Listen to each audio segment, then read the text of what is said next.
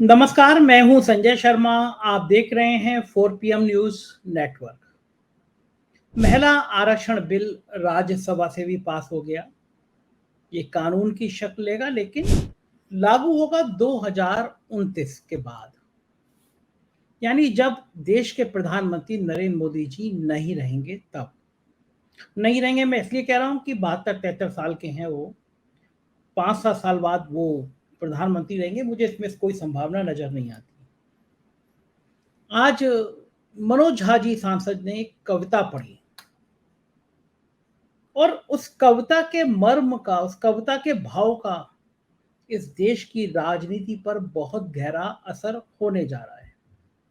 कविता क्या थी वो मैं आपको पढ़ के सुनाता हूँ। छोटी सी कविता है, लेकिन भाव बहुत गहरे हैं और आप समझने की कोशिश कीजिएगा।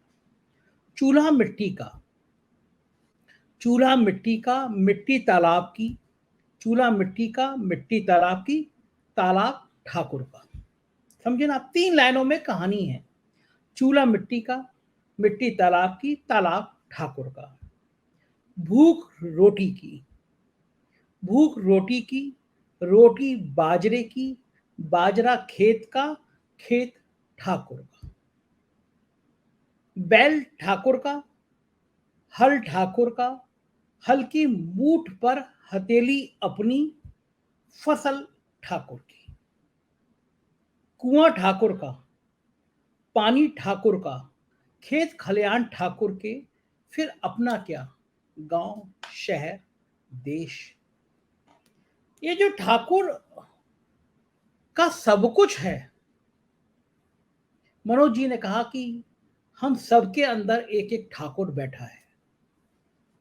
ठाकुर अभिप्राय है उस ताकत का, उस तंत्र का, जो बाकी लोगों को हथियार की तरह, औजार की तरह इस्तेमाल करते हैं। और ये जो सबके अंदर एक ठाकुर बैठा है, वो इस्तेमाल कर रहा है पिछड़ों को, दलितों को। और इस देश में इतना लंबे समय बीत जाने के बावजूद देश का दलित और पिछड़ा वर्ग अभी भी उपेक्षित है, असहाय है और परेशान है। मगर इसके अंदर जो चेतना विकसित हो रही है, वो ये साफ साफ बता रही है कि प्रधानमंत्री नरेंद्र मोदी जी ने अपने जीवन की सबसे बड़ी गलती कर दी है। महिला आरक्षण के मुद्दे पर महिलाओं का कोटा, कोटे के अंदर कोटा नहीं रखा, यानी पिछड़ी और दलित महिलाएं कितनी आएंगी, कहां से आएंगी, इसका प्रतिनिधित्व नहीं दिया है। और कभी कभी ऐसा होता है कि जब आपके दिन खराब चल रहे होते हैं, तो कहा जाता है ऊंट के ऊपर बैठे व्यक्ति को भी कुत्ता काट लेता है। और मुझे लग रहा है कि प्रधानमंत्री जी के दिन आजकल अच्छे नहीं चल रहे हैं। जिस बिल के पहले दिन समर्थन में सारे लोग नजर आ रहे थे, कांग्रेस और बाकी विपक्ष की पार्टियां उस बिल का विरोध करने की हिम्मत नहीं जुटा रही थी, आज वो सारी पार्टियां कह रही हैं कि इस बिल के अंदर पिछड़ों और दलितों का अपमान क्यों किया गया, उनका हक क्यों नहीं किया गया। और ये चेतना गांव तक पहुंच गई। इस सोशल मीडिया के दौर में गांव तक ये बात पहुंच गई कि एक बार फिर देश की राजनीति ने, देश की सत्ता ने उनको ठगा है। और ये तय बात है कि 2024 का चुनाव मंडल बनाम कमंडल होने जा रहा है। भारतीय जनता पार्टी पूरी शिद्दत से कोशिश कर रही थी कि महिला आरक्षण के नाम पर उनको आधी आबादी का वोट मिल जाए। कोई कसर नहीं छोड़ी, कोई मेहनत नहीं छोड़ी इस बात को प्रचारित करने में कि महिलाओं के बीच ये संदेशा चला जाए कि हमने सारी बात उनके लिए की है। लेकिन गलती कर गए मोदी जी। मोदी जी समझ नहीं पाए कि जब उन महिलाओं को पता चलेगा कि ये सब कुछ तो 2029 में मिलेगा, तब महिलाओं के मन में सवाल होगा कि क्या ये भी एक चुनावी जुमला है। जैसे 15 लाख रुपए आपके खातों में आएंगे, जैसे हर साल 2 करोड़ को नौकरी मिलेगी, जैसे 2022 तक हर एक को छत मिल जाएगी, सबको मकान मिल जाएगा। एक लंबी लिस्ट है मोदी जी ने जो झूठ बोला है देश की जनता के साथ। तो अब पिछड़ों और दलितों को ये साफ होने लगा, ये साफ समझ उनमें आने लगा कि प्रधानमंत्री जी ने एक बार फिर पिछड़ों और दलितों को ठगा है महिला आरक्षण के नाम पर। और महिलाओं को भी समझ आने लगा कि 2029 तक जब आप ही नहीं रहेंगे तो फिर ये आरक्षण कैसे रहेगा और कहां रहेगा। जाहिर बात है, सामान्य बात है कि अब राजनीति की ये बिसातें लोगों को समझ आने लगी। और मैं ये समझ नहीं पा रहा कि चुनावी साल में मोदी जी खुद समझ नहीं पा रहे, उनके चाणक उनको समझा नहीं पा रहे, या उनके आसपास के जितने लोग हैं वो उन्हें बता नहीं पा रहे कि साहिब इस बार हालात खराब हैं, इस बार हालात उतने बेहतर नहीं हैं, इस बार कोई ट्रम्प कार्ड नहीं चल रहा, इस बार हिंदू मुसलमान का झगड़ा काम नहीं आ रहा। कोई चीज ऐसी है जो समाज में ये बात बता रही है कि अब परिवर्तन जरूरी है। जिन लोगों ने आंखें बंद करके मोदी जी पे भरोसा किया, जिन लोगों ने अपने साथियों की, अपने रिश्तेदारों की कोरोना में लाशों को गंगा में फेंकते हुए भी देखा, मगर वो लोग भी ताली बजा रहे थे, थाली बजा रहे थे। एक भरोसा था एक पर्सनालिटी में, एक शख्स में, एक प्रधानमंत्री के रूप में, कि ये कुछ चमत्कार कर देंगे, हमारी जिंदगी की नैया को पार लगा देंगे। और देखिए, ये वो क्षण होते हैं जब आपका भरोसा किसी व्यक्ति में इतना ज्यादा हो जाता है कि आप उसे ईश्वरीय रूप समझने लगते हैं। जेपी नड्डा जी ने तो कहा था प्रधानमंत्री के लिए कि वो देवताओं के देवता हैं। मगर आप जब देवताओं के देवता आदमी से झूठ बोलने लगे, अपने भक्तों से भी झूठ बोलने लगे, तो कहीं ना कहीं वो मूर्ति में दरार पड़ती हुई नजर आती है, वो मूर्ति खंडित होती नजर आती है, वो मूर्ति टूटती हुई नजर आती है, जो दरअसल बहुत मुश्किल से भक्तों के दिल में बनाई गई थी। तो क्या संकेत जा रहे हैं, तो क्या संदेश आ रहे हैं? संदेश जा रहे हैं कि महंगाई ने आम आदमी का, गरीब का जीना तबाह कर दिया है। साहिब के सिपहसालारों ने जाके बताया, साहिब के कारिंदों ने जाकर बताया कि साहिब बहुत अच्छा माहौल है, साहिब बहुत अच्छी व्यवस्था है, साहिब आपका इकबाल हर तरफ बुलंद है, सरकार में फिर आ रहे हैं। लेकिन हकीकत में स्थितियां आसान नहीं हैं, स्थितियां बहुत खराब हैं। साहिब की टीम ये कभी समझ नहीं पाई कि जो महंगाई है ये आम आदमी को तबाह कर रही है, उसके जीवन पे बहुत असर डाल रही है। साहिब को ये टीम समझा नहीं पाई कि पिछड़ों के नाम पर आपने वोट तो ले लिया, कह दिया कि मैं पिछड़ी जाति का आता हूं, मुझे बड़ी उपेक्षा की गई, लेकिन हकीकत में पिछड़ों की स्थिति क्या है ये राहुल गांधी ने संसद में तस्वीर दिखा दी। जब राहुल गांधी ने कहा कि देश में सैकड़ों दर्जनों अफसर हैं, उन्होंने बताया कि भारत सरकार में कितने सचिव हैं और केवल 3 पिछड़ी जाति से आते हैं। राहुल गांधी के इस सवाल का जवाब नहीं था प्रधानमंत्री के पास। जेपी नड्डा आए और पूछने लगे कि कांग्रेस के राज में कितनी पिछड़ी जाति के सचिव हुआ करते थे। ये कोई सवाल का जवाब नहीं है। कांग्रेस ने गलतियां करी इसीलिए आपकी हुकूमत आई है, कांग्रेस ने गलतियां करी इसलिए आप सत्ता में आए, उसको ठीक कर दो। लेकिन कांग्रेस ने के जमाने में कितने सचिव थे ये कोई राहुल गांधी फाइल लेकर नहीं बैठे होंगे, आप पहले से पूछते तो शायद वो बता भी देते। आंकड़े आपके पास थे, आप बताते कि कांग्रेस की सरकार में इतनी पिछड़ी जाति के सचिव थे, और नहीं भी थे तो सरकार कांग्रेस की नहीं है, देश नेहरू नहीं चला रहे, देश आप चला रहे हैं। और अब ऐसी हकीकत सामने आने लगी है। मैं उत्तर प्रदेश में रहता हूं।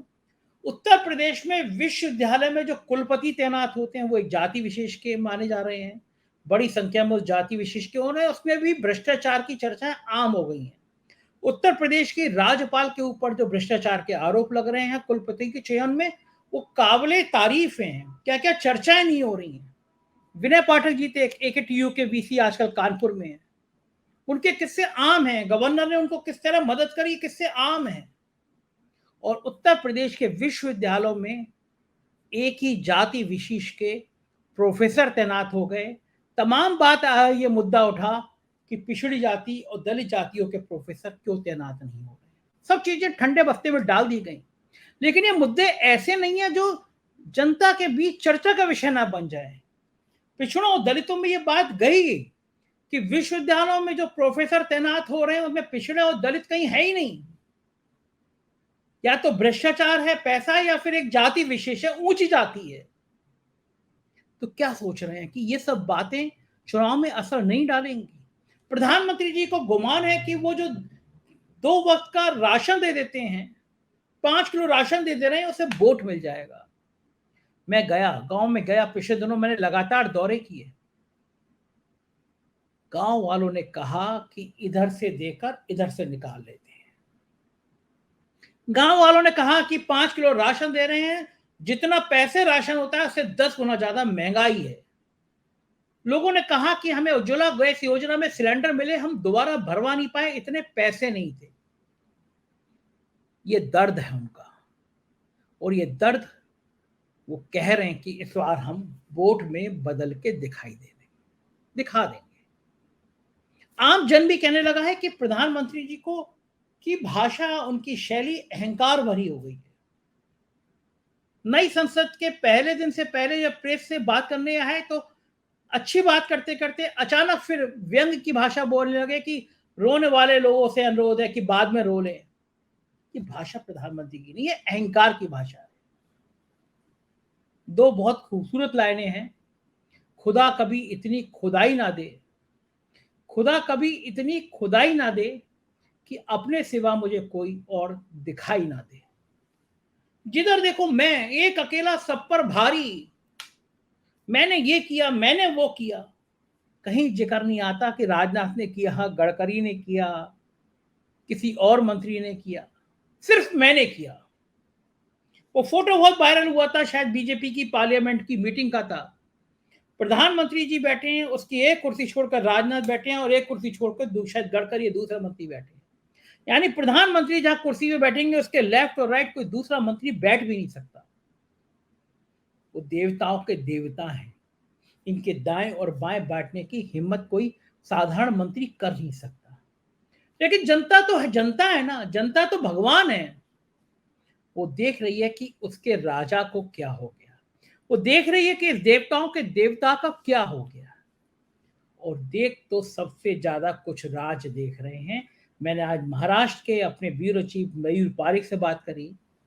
मयूर पारिक से पूछा कि महाराष्ट्र के पॉलिटिकल हालात क्या हैं। पसीने आ जाएंगे आपको सुनकर जो महाराष्ट्र में चल रहा है। मैंने बात करी बिहार से, पश्चिम बंगाल में, कर्नाटक के लोगों में। ये 4 राज्य की भाजपा की नैया डुबोने के लिए तैयार बैठे हैं। कोई समझ नहीं आ रहा, साहेब को समझ नहीं आ रहा, लेकिन साहेब खुशफहमी में बैठे हैं, सरकार वो बना लेंगे। और बदले में अमित शाह जी के अलावा सब नेता दुआ करने में लगे हैं, भाजपा के नेता ही दुआ करने में लगे हैं कि सरकार भाजपा की नहीं एनडीए की बने, क्योंकि उनको लग रहा है एनडीए की सरकार में मोदी जी दोबारा प्रधानमंत्री नहीं बनेंगे। कोई ऐसा नेतृत्व बनेगा जो लोकतंत्र में आस्था रखेगा, जो ईडी, सीबीआई, इनकम टैक्स का बेजा इस्तेमाल नहीं करेगा, जनहित की बातें करेगा। तो जाहिर है कुछ चीजें ऐसी हैं जो दूर तलक संदेश दे रही हैं। महिला आरक्षण बिल लाए थे अपने मन के लिए, लेकिन चीजें उल्टी पड़ती चली गई। विदेश नीति जितनी फेल अब नजर आ रही है, उतनी फेल मैंने पहले कभी नहीं देखी। छोटे छोटे देश, नेपाल जैसा देश हमें आंखें दिखाने लगा है। कनाडा से रिश्ते हमारे बिगड़ते जा रहे हैं, और गोदी मीडिया उन पर और पेट्रोल डाल रहा है, उन बातों पे और पेट्रोल डाल रहा है। मैं एक बड़ा चैनल देख रहा था गोदी मीडिया का, वो पूछ रहे थे आतंकी कनाडा में मर रहे हैं तो शोक यहाँ पे भारत में रहने वाले राष्ट्र विरोधी लोगों को क्यों? आतंकियों के कनाडा के मरने पे दर्द भारत के नेताओं को क्यों? कितनी मूर्खतापूर्ण बात है। हमने कनाडा के नागरिकों का वीजा कैंसिल कर दिया, उन्होंने हमारा राजनयिक निकाला, हमने उनका निकाला। कनाडा कोई पाकिस्तान नहीं है जिसको आप धमका लें। कनाडा के समर्थन में अमेरिका और ऑस्ट्रेलिया जैसे देश हमेशा खड़े रहते हैं। किसी भी देश से जब रिश्ते खराब होते हैं तब पूरी विश्व में हमारा खराब संदेश आता है। हम कभी ये बात का समर्थन नहीं करेंगे कि कोई मुल्क किसी आतंकी का समर्थन करे, लेकिन वार्ताओं के स्तर होते हैं, एम्बेसडर, राजदूत किस लिए रखे जाते हैं, लेकिन कोई वार्ता का मतलब ही नहीं है। अहंकार बोल रहा है कि हम तो कुछ भी कर सकते हैं, हम लड़ सकते हैं, कनाडा से भी लड़ सकते हैं। ये लड़ाई की जो भावना है, ये विश्व बंधुत्व की जो डायलॉग है, उसको खंडित करते हैं। G20 के सम्मेलन के बाद ये अहंकार और बोला। जितना बड़ा भव्य सम्मेलन यहां पे हुआ, उतना बड़ा अफ्रीका में भी होगा। जहां G20 का सम्मेलन होता है वहां भव्य सम्मेलन होता है, लेकिन किसी देश की हुकूमत एक सम्मेलन पे अरबों रुपया ब्रांडिंग में खर्च नहीं करती। किसी देश की हुकूमत अमेरिका के राष्ट्रपति से बड़ा अपना फोटो नहीं लगवाती जैसे भारत पे हुआ। तो ये देश किस तरफ जा रहा है, किस सोच में जा रहा है? 2024 पास में है और नतीजा बहुत जल्दी देखने को मिलेगा। साहेब की बिछाई हुई शतरंज के प्यादे पिटने लगे हैं। कहां तक जीत होगी, कहां तक हार, हमारी निगाह बनी रहेगी। इस वीडियो के नीचे ज्वाइन बटन है, मैं अपील करूंगा ज्वाइन बटन को दबाएं, अपना साथ दीजिएगा, प्यार बनाए रखिएगा। हमारे राज्यों के चैनल हैं 4PM यूपी, बिहार, गुजरात, महाराष्ट्र, कर्नाटक, उन्हें भी सब्सक्राइब करिएगा। शुक्रिया, थैंक यू।